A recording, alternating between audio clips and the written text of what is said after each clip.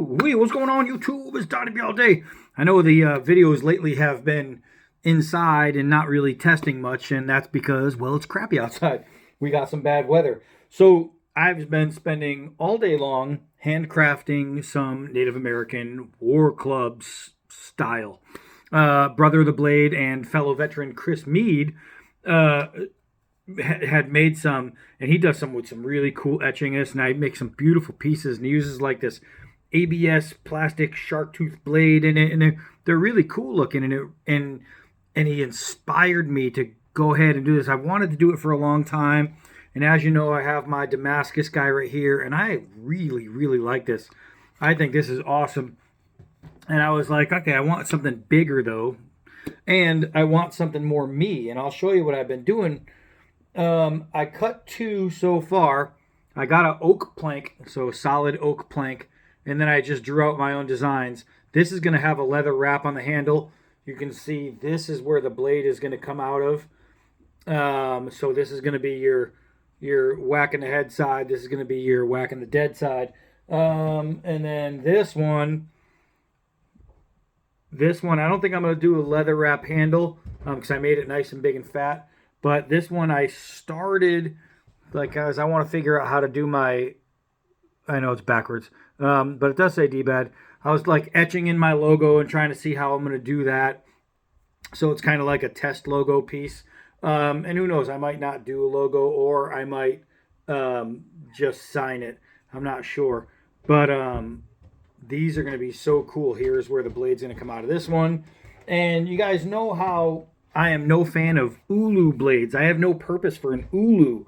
And if you don't know what an ulu is, it's basically just it has a handle going across and then a blade that goes this way with your fingers inside. And it's made for like cutting meat, things like that. And somebody had asked me a while back, hey, are you going to do an ulu? And I'm like, no. So now I think I'm going to make some ulu blades because that would be awesome on that. And that's going to go from a Native American war club to more of a Native American inspired zombie war club. So once I add ulu blades, so this is going to be your bang the head side, this is going to be the blade side.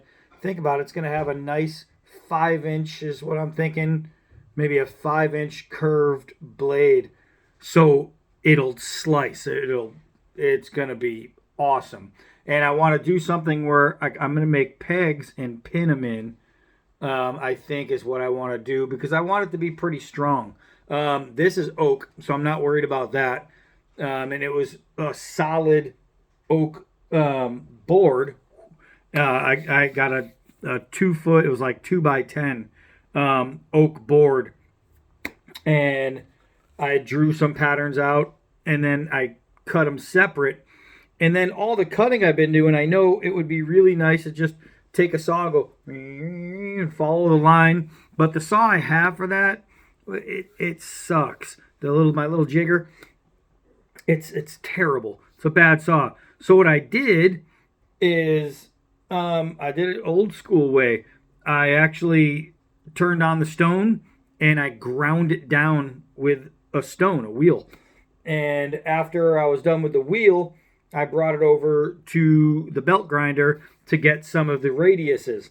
And so after I was done with the belt grinder, I took a straight up metal file and I filed the crap out of it. And after I filed the crap out of it, I took sandpaper and I sanded it.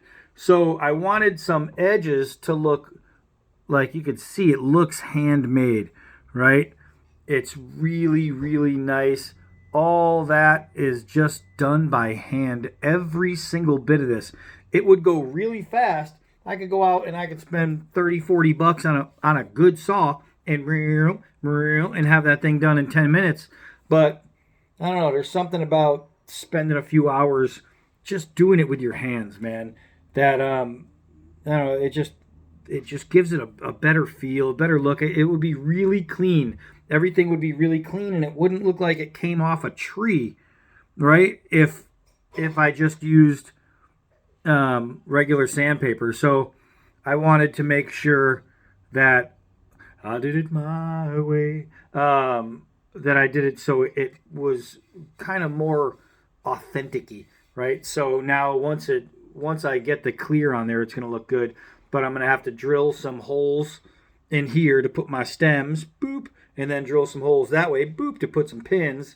So it's going to take a whole lot of measuring. And then I'm going to JB weld in, boop, those. And it should be pretty darn solid. I actually think it's going to come out, or it's going to be really tough in the end. So that's what I have coming up. Now I have two there, if you'll notice, and they're because I was working on two different designs. They're both like typical gun stock design war clubs. But I think what I might do is keep one, sell one, and then if people want them, they're not going to be cheap. I'm going to tell you that. They're not going to be crazy like some of these people out there, but they won't be dirt cheap. But for the amount of time and the money I have to put into it, because I have to buy steel, and everybody say, well, you buy a piece of wood. Yeah, okay, so now sandpaper costs money, stain costs money, sanding belts cost money, stones cost money. All that stuff costs money, and people always assume you just you get that. That's all free because you already have that. No, you got to keep buying. You got to keep replenishing. And then the steel to do the blades. Steel's expensive right now, man. Steel's expensive, so I'm gonna have to do that. And then it's grinding wheels or grinding discs, and then it's gonna be more belt grinding. So there's a lot of material that goes into it, and then the clear coat and all that, and then the pins. I gotta get pins. So it's gonna be more involved than you'd think. It's not just okay, just paid, $30 or whatever it was for a piece of wood, and that's how much it cost them to make it. No, it's the wood, the steel, then there's the time, and then all the materials that go in with it. And then I'm gonna have to do some kind of leather wrap for that handle. And they stopped letting leather be free a long time ago. So I'm going to continue to go. That means my shop is gonna look a lot like this for quite a while. But I'm gonna continue going. I'm gonna make some really cool pieces. We'll get them out there. And then if somebody wants one, what I'll do is after I finish the first one and do a video on them, especially if I'm going to be selling one, I'm not going to do some kind of hardcore testing or anything, but I'll do a video showing what it is. And if somebody wants to buy one, I'll put it out there.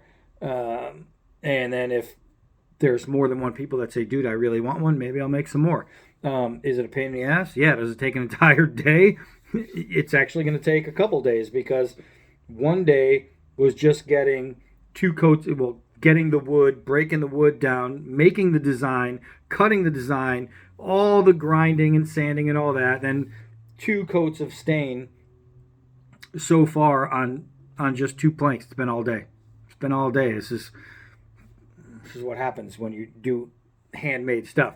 And everybody says, oh, buy American, buy American. And they say, oh, yeah, but American costs more. And they say, yeah, but who cares? It's worth it. All right, well, if it's worth it, remember that when it's time for these to go on sale. So that's it. So I'm pretty excited about these. They're not fully dry, so I'm getting it all over my hands every time I pick it up. My El Barto, only because of the haircut. I like that, though. I like that. I think it's really cool looking. These things are gonna be rolling out, man. Once I get the blade done. Once I get the blade done, it's gonna be cool, man. It's gonna be cool. I had a vision. I said, how can I make a Ulu blade cool? That's it. All right, so it'll be like an Indian battle axe, man. Wow. So that's it for that. I'll be doing days. The weather's going to get better, and I have my Bradford over there. I've got that CRKT over there. I've got that new O knife that has to be done, and they're doing something with their website, so they asked me if I wouldn't do that until the 29th, or post it until the 29th, so that's what I'm going to do that. But I have those other ones. I'm just waiting for the weather to break. Once it gets a little better, we're going to be out there, and we're going to be kicking some ass. All right, so, ta-da! That's it for that. I am dbad. Well, that's not what I usually say. I am Donnie B all day. Till next video.